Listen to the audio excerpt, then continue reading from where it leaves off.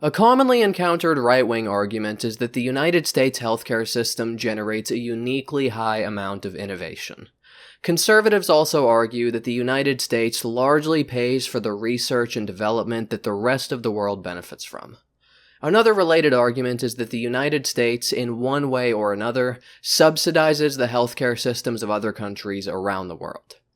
Despite the fact that conservatives confidently make these arguments as if they're established, basic truths about the way that the world is, these arguments are actually flawed in so many different ways that it's almost impressive. Let's start off with an example of Steven Crowder making this argument. In a video where he thinks he's offering a brilliant rebuttal to Vox on healthcare, he argues the following.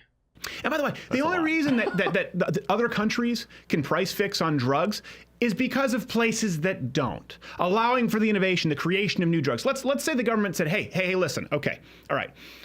The price that people are going to pay for your new cancer treatment, it's going to be $100. That's it. You can't charge more. But it costs billions of dollars to create. Don't care. That's the cost. That's the offer you can't refuse. Guess what? The companies that create research, the companies that innovate, they're going to create zero new cancer treatments. There's no incentive to go in. So we burden the cost, the private sector burdens the cost, and then these other countries piggyback off of them and provide it at a subsidized rate. That doesn't mean that somewhere down the line, somebody didn't invest in creating new, better healthcare. You need that to keep this afloat, just like you need the United States military to keep Canada from being invaded from, I don't know, anyone. Next clip. Crowder frames it as if companies are producing and selling drugs at a financial loss to countries with price regulation strategies, and this is complete nonsense. Companies are still making a profit when they sell to these countries. They're simply profiting less than they do in the United States, where they can jack the price up and charge obscene amounts. Crowder's argument makes no theoretical sense. If these companies weren't making profits, or were even selling at a loss in these countries, why would they continue to produce these drugs and sell them to these countries? Purely out of the generosity of their hearts? Is this just corporate philanthropy on steroids? No, obviously they're selling to these countries to make money. So when Crowder argues that price regulation removes the incentive to produce new treatments and medications, he is simply mistaken. He says countries that regulate prices provide these treatments and medications at a subsidized rate. Yeah, more like at a reasonable rate. As is so often the case, right-wingers have it completely backwards on this issue. The United States is actually the outlier here, not these other countries. It is these other countries that have a sane pricing policy, and the policy in the United States is the ridiculous one. As we read on drugwatch.org, quote, an IHS Markit report revealed drugs sold in the United States cost an average of 56% less in other high-income countries. Prices range from being 1/3 of the price in France to being just under 2/3 of the price in Japan, end quote. And here we see the percentage saved on prescription drugs, relative to that spent in the United States, in a variety of countries which have more progressive healthcare systems. As we can see, the United States outspends these countries by a long shot. Why is this the case? Largely because pharmaceutical companies can get away with it in this country because our laws allow for it. And the thing about healthcare is that people don't have a choice. If a company tries to charge $10,000 for a TV, or that fancy new dildo you've been looking at for a while, you can just be like, fuck you, I'm not gonna pay that much. I don't need your stupid TV anyway. And you can just go home and that's the end of it. But if they charge $10,000 for a month's supply of the medication that you need to prevent you from dying or suffering, you don't have a choice in the matter. Your only choice is to either buy the medication or suffer and die. Hey, that's freedom, baby. I can practically feel the liberty coursing through my diseased veins. This is why it's so stupid when right-wingers talk about healthcare as if it's just another shiny commodity. Furniture, television, healthcare, it's all the same stuff. No, it's not the same stuff, and the same economic rules do not apply. The technical way to phrase this in economic terms is to say that healthcare demand is inelastic. That is to say, demand stays the same regardless of whether the price increases or decreases. This is why it makes both economic and moral sense to implement price regulation strategies. If you don't do this, the profit-driven companies will jack up the prices because they can do this, and people will have to keep paying for these medications and treatments. The pharmaceutical industry is unique in another sense. As Anna Zaret and Grace Lee describe on the Source blog, quote, "It is extremely expensive to develop new drugs. The estimated cost to get one drug to market successfully is now more than $2.8 billion. These high fixed costs create barriers to entry, making it challenging and time-consuming for competitors to enter the market.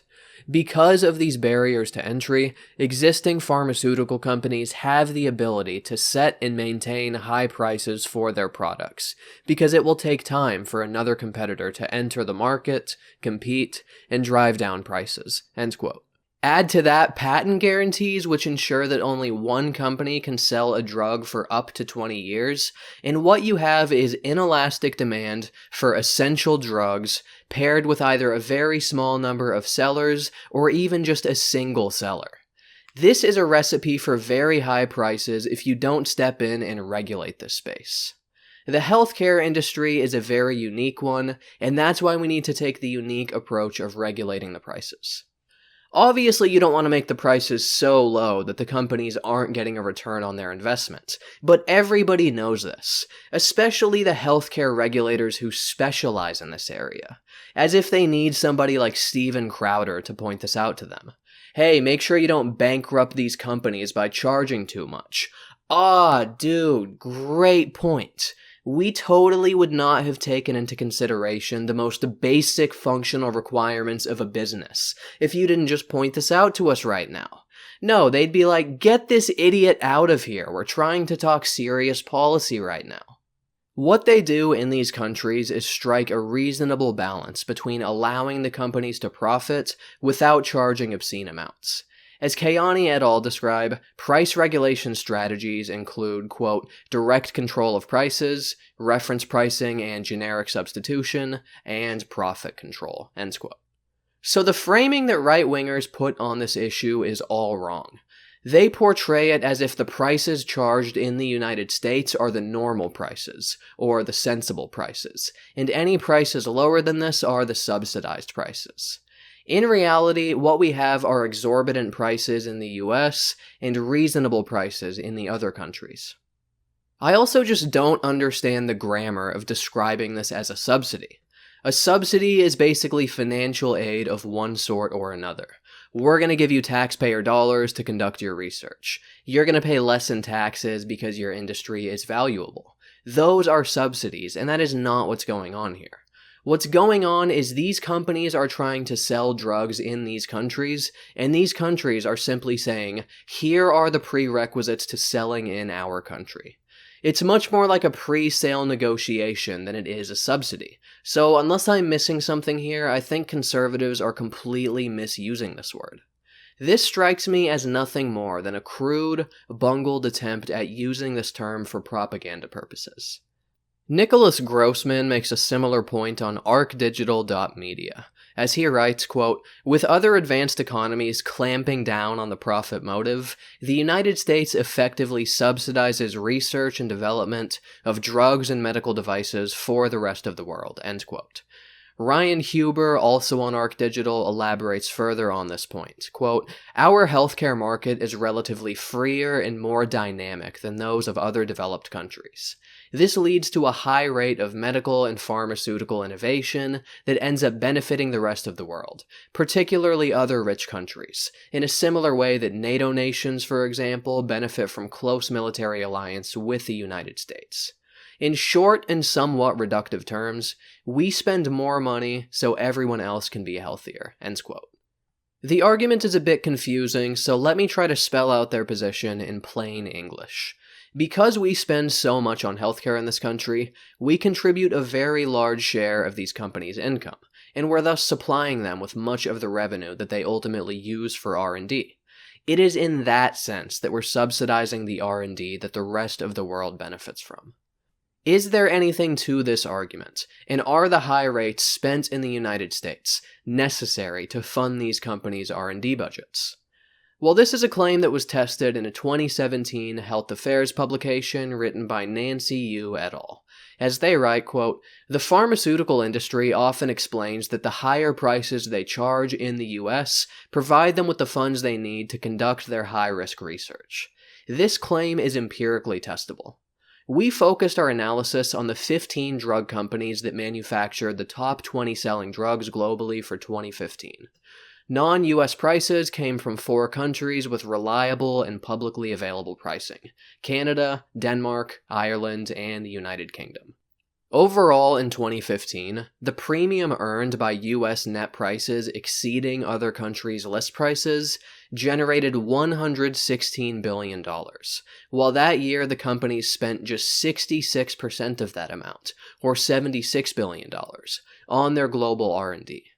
We found that the premiums pharmaceutical companies earn from charging substantially higher prices for their medications in the US compared to other Western countries generates substantially more than the companies spend globally on their research and development.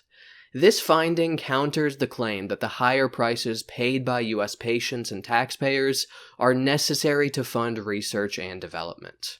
Rather, there are billions of dollars left over even after worldwide research budgets are covered." End quote. Well, that about settles it.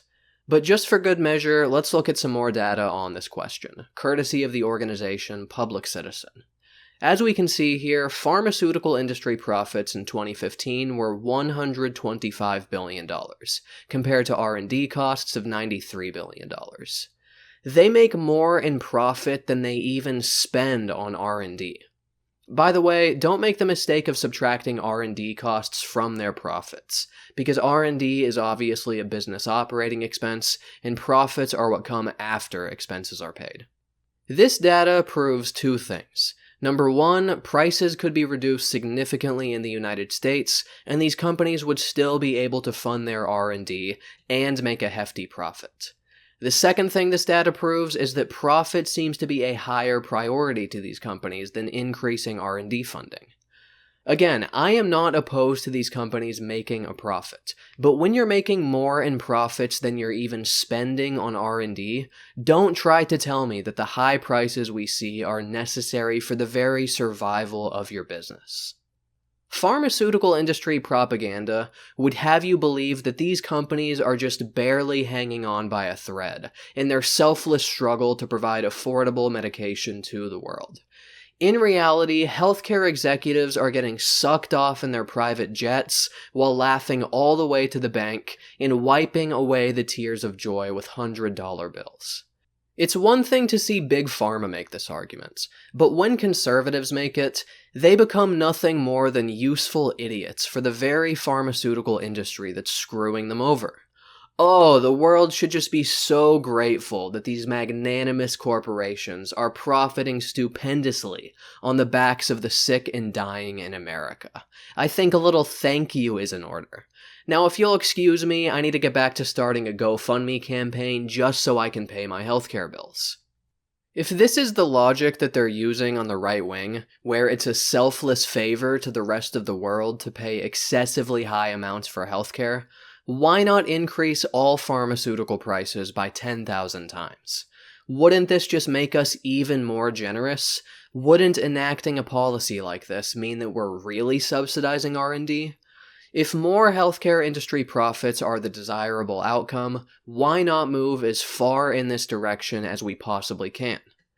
If you think that's a ridiculous proposal, there's a good reason why you think that, and that's because there's an obvious balance that needs to be struck between access to healthcare and industry profits. And in the non-competitive, inelastic market that is the healthcare industry, it should be up to regulators to come up with reasonable prices, not the profit-driven companies.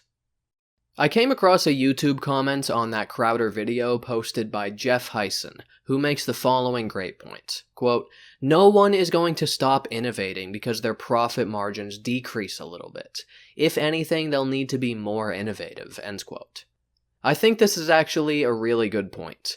If you can sell your products and make huge profits, you're not going to be under the same financial pressure to innovate and boost your sales as you would if your profit margins were lower. Ask any business owner and they will tell you that when money is tight, that's when they need to get creative. That's when they need to step their game up and work harder. That's when they need to improve the quality of their products or services in order to generate more business. If the money is just flowing in effortlessly, you won't have the same incentive to think outside of the box in order to boost sales. So yes, while profits do enable R&D and the expansion and improvement of business, I think you could argue that effortlessly earning gigantic profits won't incentivize the same kind of innovation as slimmer profits would. As the saying goes, necessity is the mother of invention. Another branch of this argument is the military aspect of it. Sometimes this is brought up simply as an analogy for what happens in the healthcare industry, whereas other times people bring up military spending as something that actually contributes to the healthcare industries of other countries. Steven Crowder, in his video on healthcare, argued the following. The United States total cost of healthcare, total spending on healthcare, or if you want to use GDP, I don't know that exact chart what they're using. It's very different from New Zealand or Portugal or Norway. Yeah. Also, by the way, do you know why it's different? Do you know why it's different? Because military. Because Sweden, on that map, they need our military to protect them from anybody. Boom. Everyone on that map benefits from the United States military. That's why they don't pay for their own military, so they can piggyback off of all the innovation and great cool stuff that that's us. The land of cool stuff. You're welcome.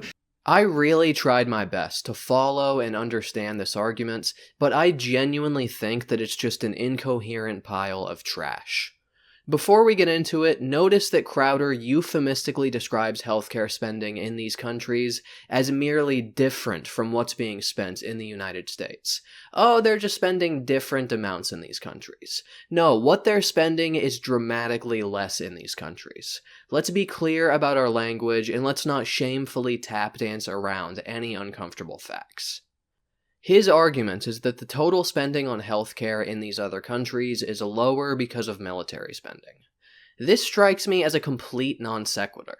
How is military spending connected to healthcare spending? These are two completely separate components of government. The only way that we could make sense of this argument would be if it went as follows. These countries spend less on their military, therefore they can afford to spend more on healthcare. This would actually make logical sense, but this is not what happens in reality. The reality of the situation is that these countries spend less on healthcare than we do in the United States. Look at this data from the Commonwealth Fund. What we see is that these countries with universal healthcare systems spend about half as much on average per capita on healthcare as we do in the United States. Look at this data and then try to fit it within this military argument. These countries spend less on healthcare because they spend less on military. This is a nonsensical statement. There is no logical connection here between these two components of spending. There's no process by which less military spending translates into less healthcare spending as well. So unless I'm missing something here, Crowder's argument has no connection to reality and doesn't even make logical sense. Other confused conservatives appear to be simply parroting one another when they make this same non-argument. As Michael Dario Pelletieri so eloquently puts it in a YouTube comment on my Ben Shapiro healthcare video, quote, "Hey, like commie libtard moron, since you're too autistic to notice, you're not forgetting most of the countries you mentioned are either and or smaller, having their military paid for by us," end quote. Jesus Christ, and I'm the moron here? What's especially funny about this comment is that this guy took the time to edit it. So not only did he post this typo-ridden garbage, but he looked it over, made some revisions, and then he was like, "Yup, that looks good to me." This guy needs to either get his eyes examined, his brain examined, or he needs to just smash his internet router with a sledgehammer, so we never again have to experience the misfortune of reading his YouTube comments. Jacob Britton made the same point in another comment, although unfortunately he didn't use the same Shakespearean prose that Michael did. Quote, "Scandinavian countries have their military budgets subsidized by the US via the UN," end quote. Okay, so what? What does this have to do with their healthcare spending? Because these countries spend less than we do per capita on healthcare, their military spending is not relevant, and this argument therefore falls flat. And this is just a side point, but I think it's hilariously silly to argue, as Crowder did, that if the United States reduced its military spending, countries like Sweden would be at serious imminent risk of being invaded by some other country. Get fucking real, dude. Most of the countries in this region are allies, so somebody please tell me which specific country you think has a high probability of invading Sweden if the US cuts its military spending. Whatever Steven Crowder is smoking must be some really good shit. Let's now switch gears and focus on the claim that the United States healthcare system is uniquely innovative. You'd think that if this was true, you could measure this in some way and empirically demonstrate it. Steven Crowder purports to do precisely this in his video when he argues the following. Or did maybe many of those procedures or drugs get invented in the private sector? The United States leads in creation of new drugs. Well, that's true. That falls under elective. They lead in the creation of new drugs and publications of medical research. It's a different chart. As he says this, they show on the screen a table that was provided in a Milken Institute publication showing data on the creation of new drugs in various countries. Paul Howard makes the same argument and cites the same data in an article for Forbes. Quote, "The imposition of a number of drug price controls or their functional equivalents in the EU, reference pricing, capped drug budgets, health technology assessments, and the like, have all helped shift the epicenter of drug innovation from the EU to the US, from the 1980s to today." End quote. So does this data indeed prove their case? In this table, the Milken Institute compares the percent of new chemical entities, basically new drugs, created in the United States versus those produced in France, Germany, Japan, Switzerland, and the United Kingdom. It appears to give the impression that the United States is an innovative powerhouse, but something should jump out at you, and that's the fact that population differences between these countries aren't accounted for. Whenever you're making comparisons between countries, it is absolutely essential that you're making per capita comparisons. If you're just looking at the raw totals, this can give the misimpression that one country excels in this area, when in reality the explanation could simply be that their population is larger, and the style of that country's healthcare system could have nothing to do with it. If your population is 10 times the size of another country, you would expect to have 10 times more people working in the healthcare industry on average, and thus, all things being equal, you'd expect to see 10 times the amount of new drugs being produced. And the United States, of course, has a much larger population than these other countries. So if you're not talking about per capita data, you're just not talking seriously about the issue. Here's what I did to provide us with data on this question that's actually informative. Using statistics provided by data.worldbank.org, I totaled up the GDP and the populations for these countries, calculated each country's respective percentages in these two areas, and I then compared these percentages against the percent of new drugs produced in each country. Here's how to interpret this data. Basically, if the percentage of NCEs produced is higher than that country's GDP and population percentage, they can be classified as more innovative, because they're producing a larger share of new pharmaceuticals per capita.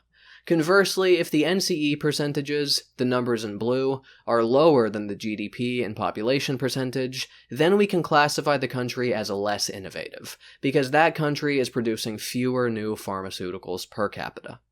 Let's first look at the United States.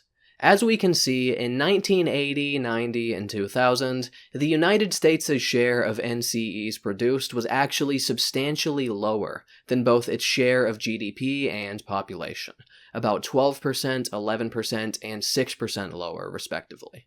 So historically, the United States has actually been underperforming in terms of pharmaceutical innovation. Only by the year 2010 did the United States NCE percentage surpass both the GDP and population by about 9%. So Crowder is actually presenting us with an inverted and misleading interpretation of this data. What's portrayed as US dominance is actually the United States struggling to catch up with these other countries, only in the most recent years slightly surpassing them. Let's now take a look at the average of these other 5 countries. In 1980, 90, and 2000, the percent of NCEs produced was higher than both the GDP and population percentages. That is to say, these countries have been more innovative historically than the United States. Even in the year 2010, the percent of NCEs produced still matches up with their percent of the GDP and population.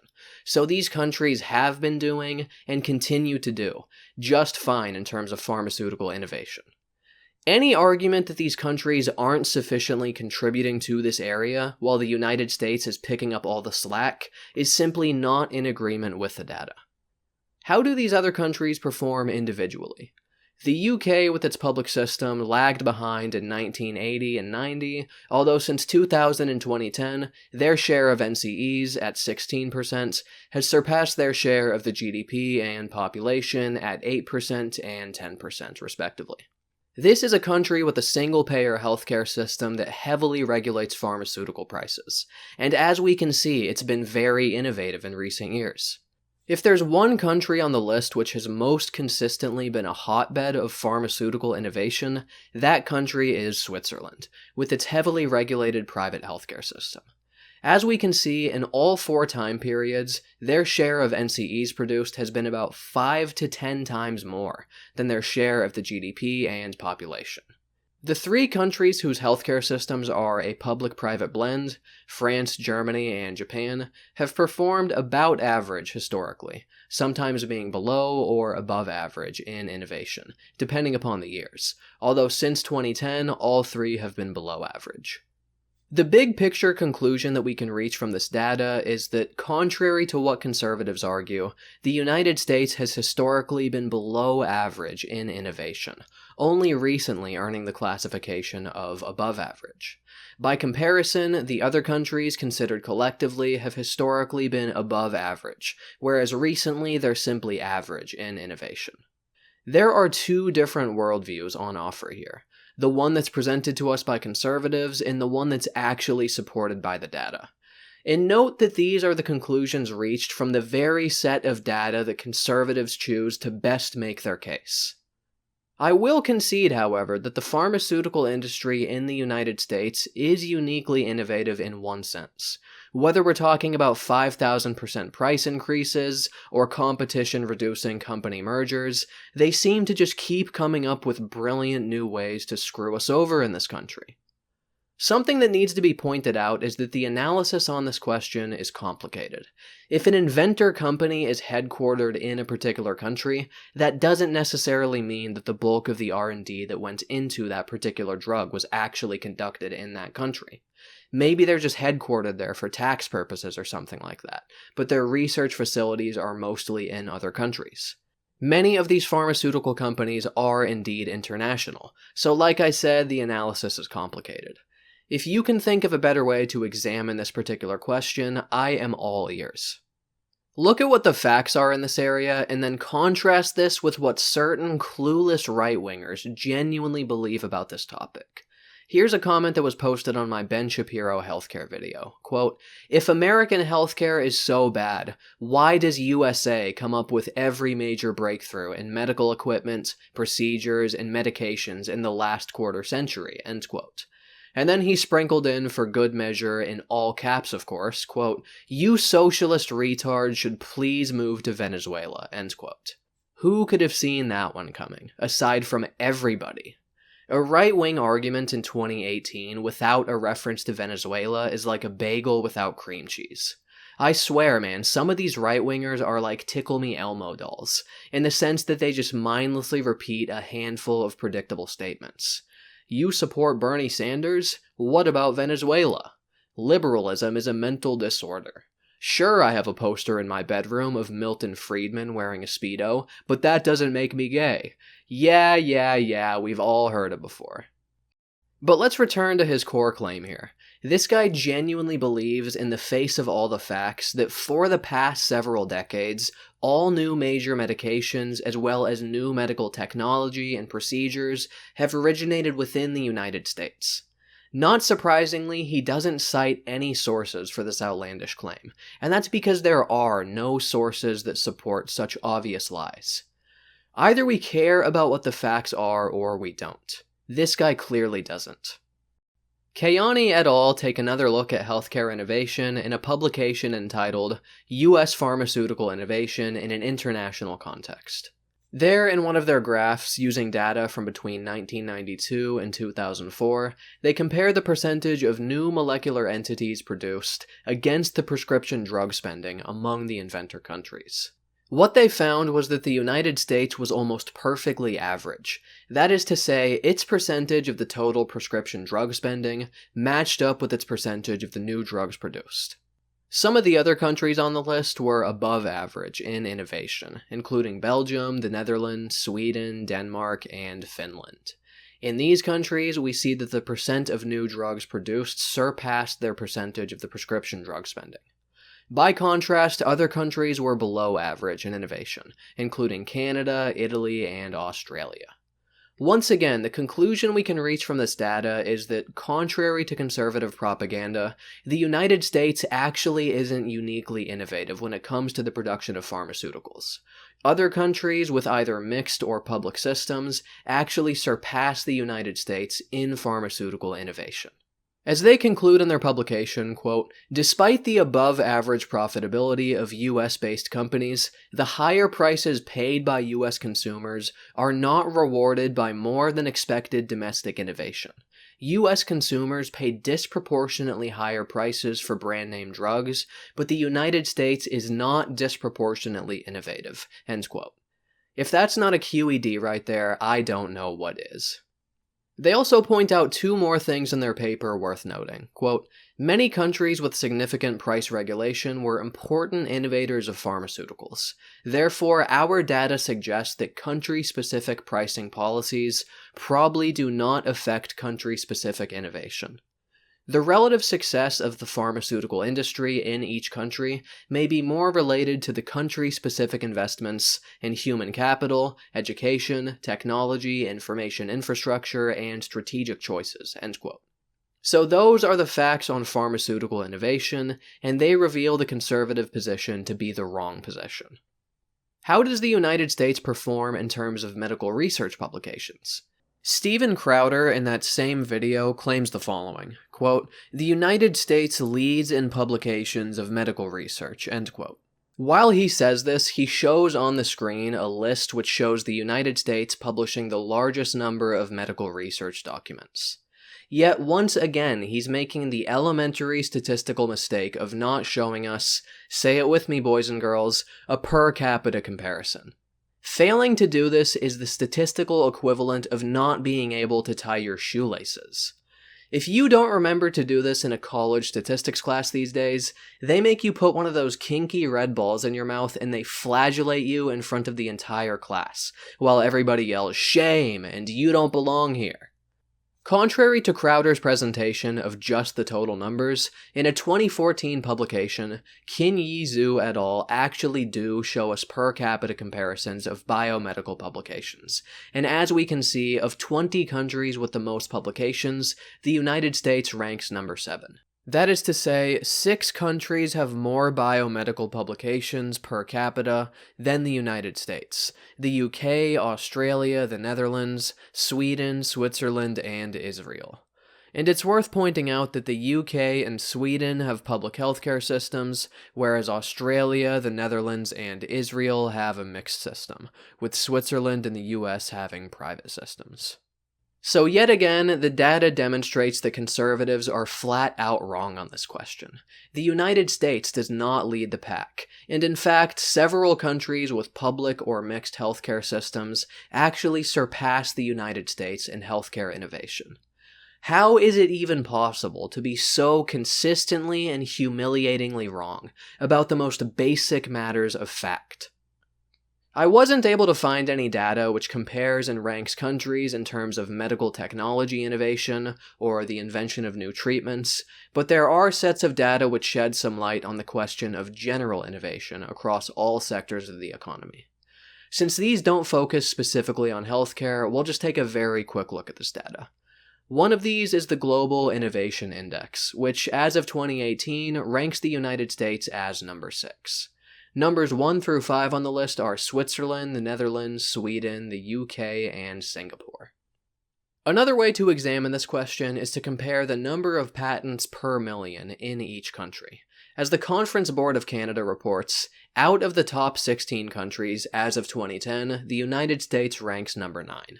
The top 8 countries are Japan, Switzerland, Sweden, Germany, Finmark, Finmark? Did I just say Finmark? What the fuck? Let's try that again. The top 8 countries are Japan, Switzerland, Sweden, Germany, Finland, Denmark, the Netherlands, and Austria. Pfft, yeah, like that proves anything. Half of those patents in Japan are probably just new ways to eat noodles. The final thing I'll point out is that healthcare R&D in the United States isn't exclusively funded and performed by private companies. ResearchAmerica.org published a report detailing spending in this area, and as they point out, in 2015, total U.S. medical and health R&D spending was $159 billion. $103 billion of this, or about 2/3, came from private industry. Most of the other 1/3 came from either federal agencies or universities and independent research institutes, with a small amount also coming from various foundations, voluntary health associations, professional societies, and state and local governments. The reason I bring this up is that even if R&D in the United States was the most innovative in the world, it wouldn't make sense to purely give credit to our private healthcare system, because 1/3 of our R&D does not come from private industry. So what conclusions can we reach on this subject? According to basically every single relevant per capita metric, contrary to what conservatives argue, the United States does not lead in terms of medical innovation, and it is not picking up the slack for other countries which have more progressive healthcare systems. The fact that we pay so much more for healthcare in this country is simply a failure of our system. It is not a sign of our international generosity, and there's actually no empirical support for the idea that our higher healthcare costs are necessary to fund medical R&D that the rest of the world benefits from and piggybacks off of. Simply put, the data does not line up with the faulty conservative position on these questions. If you'd like to be so kind, you could support the production of more content at patreon.com/askepticalhuman. Every little bit helps, so please consider doing so. Thank you all for watching and listening, and until next time, take care.